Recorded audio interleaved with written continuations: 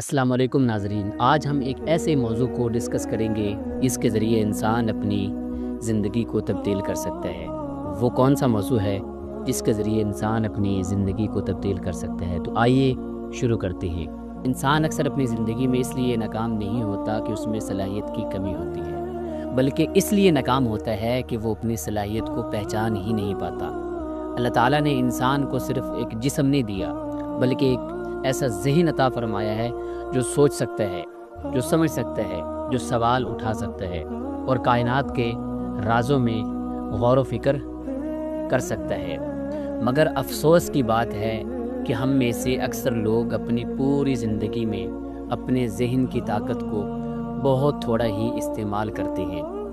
قرآن ہمیں بار بار اس بات کی طرف توجہ دلاتا ہے، جھنجھوڑتا ہے، سوال کرتا ہے، لیکن ہم نے سوچ کو ایک محدود دائرے میں قید کر رکھا ہے۔ یہی محدود دائرہ ہماری ترقی، ہمارے فیصلوں اور ہمارے خوابوں کے درمیان سب سے بڑی رکاوٹ بن جاتا ہے۔ اللہ تعالیٰ قرآن میں ارشاد فرماتے ہیں، افلا یتدبرون القرآن، کیا یہ لوگ قرآن میں غور و فکر نہیں کرتے؟ یہ آیت صرف قرآن پڑھنے کی دعوت نہیں، بلکہ سوچنے، سمجھنے اور وسعت فکر اختیار کرنے کا ایک پیغام ہے۔ قرآن کبھی انسان کو جمود میں نہیں ڈالتا، بلکہ یہ سوال کرنے اور کائنات پر غور و فکر کرنے کی دعوت دیتا ہے، ایک ترغیب دیتا ہے۔ نفسیات بھی یہی کہتی ہے اور تجربہ بھی یہی بتاتا ہے، انسان کے سوچنے کا انداز یکدم نہیں بنتا، یہ دائرہ آہستہ آہستہ بنتا ہے، بچپن کی باتوں سے، گھر کے ماحول سے، اساتذہ کے جملوں سے، ناکامیوں کے تجربات سے اور لوگوں کی منفی آراء سے۔ جب انسان بار بار یہ سنتا ہے کہ یہ ممکن نہیں، یہ ہو نہیں سکتا، ہم سے نہیں ہو سکتا، تو یہ ہمارے بس کی بات نہیں، تو اس کا ذہن انہی باتوں کو حقیقت مان لیتا ہے اور پھر وہ اسی دائرے کے اندر سوچتا ہے، اسی کے اندر فیصلے کرتا ہے اور ساری زندگی اسی ایک محدود سوچ میں، اسی محدود حد میں گزار دیتا ہے۔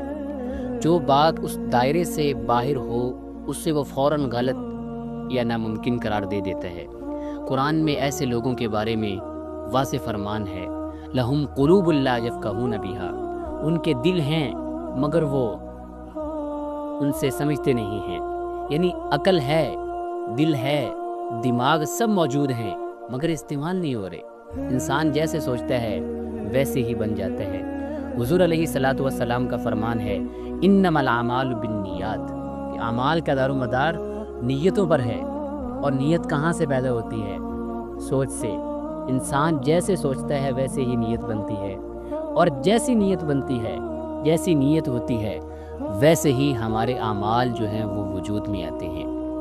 اسی حقیقت کو قرآن یوں بیان کرتے ہیں، ان اللہ لا یغیر ما بقوم حتی یغیروا ما بانفسہم، اللہ تعالیٰ کسی قوم کی حالت اس وقت تک نہیں بدلتا جب تک وہ قوم خود اپنی حالت کو نہ بدلے، اور اپنے آپ کو بدلنے کا پہلا قدم انسان کی سوچ ہے۔ انسان اپنی سوچ کو بدلے۔ ایک مینڈک جو پوری زندگی کنویں میں رہا ہو، اس کے لیے وہی کنواں پوری دنیا بن جاتا ہے۔ جب اسے سمندر کا ذکر سننے کو ملتا ہے تو وہ انکار کر دیتا ہے، کیونکہ اس کی سوچ کا دائرہ اتنا وسیع نہیں ہوتا کہ سمندر کو قبول کر سکے۔ یہی حال ہم انسانوں کا ہے۔ ہم اپنے محدود علم، محدود تجربات اور مخصوص نظریات کے کنویں میں قید ہوتے ہیں۔ جب کوئی ہمیں بڑے خواب دکھاتا ہے، بڑی حقیقتوں کی بات کرتا ہے، یا قرآن کی وسعت فکر کی ہمیں دعوت دیتا ہے تو ہم فوراً کہہ دیتے ہیں یہ ممکن نہیں، حالانکہ قرآن کہتا ہے وَعَسَىٰ أَن تَكْرَهُوا شَيْئًا وَهُوَ خَيْرٌ لَكُمْ، ہو سکتا ہے تم کسی چیز کو ناپسند کرو حالانکہ وہی تمہارے لیے سب سے بہترین ہو۔ انسان کو اللہ تعالیٰ نے اعلیٰ مخلوق بنایا ہے، جسمانی طاقت کی وجہ سے نہیں بنایا۔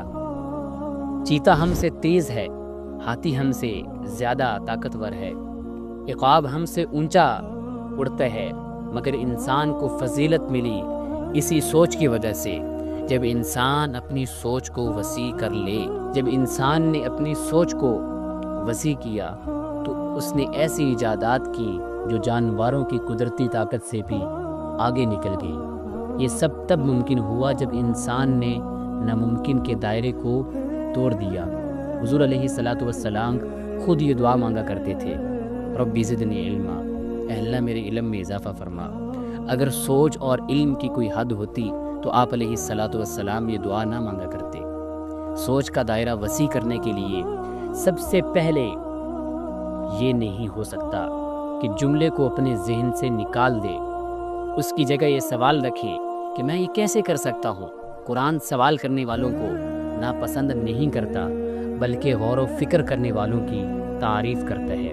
علم حاصل کرے، مختلف لوگوں سے سیکھے، مختلف زاویوں سے دنیا کو دیکھے، اور سب سے بڑھ کر اللہ پر اپنا گمان بڑا رکھے، اپنی سوچ کو وسیع رکھے۔ حدیث قدسی ہے، اللہ تعالیٰ ارشاد فرماتے ہیں کہ میں اپنے بندے کے گمان کے مطابق ہوں، بندہ جیسے میرے بارے میں سوچتا ہے میں ویسے ہی اس کے ساتھ کرتا ہوں۔ سوچ محدود ہوگی تو زندگی بھی محدود ہو جائے گی۔ آپ کا ذہن ایک خزانہ ہے، مگر شرط یہ ہے کہ آپ اسے استعمال کیسے کرتے ہیں۔ اللہ نے آپ کو کنویں کے لیے نہیں بنایا، اللہ نے آپ کو سمندر جیسی وسعت عطا کی ہے۔ تو آج ہی فیصلہ کریں کہ اپنی سوچ کو کہ آپ محدود سوچ کے دائرے میں قید رہیں گے۔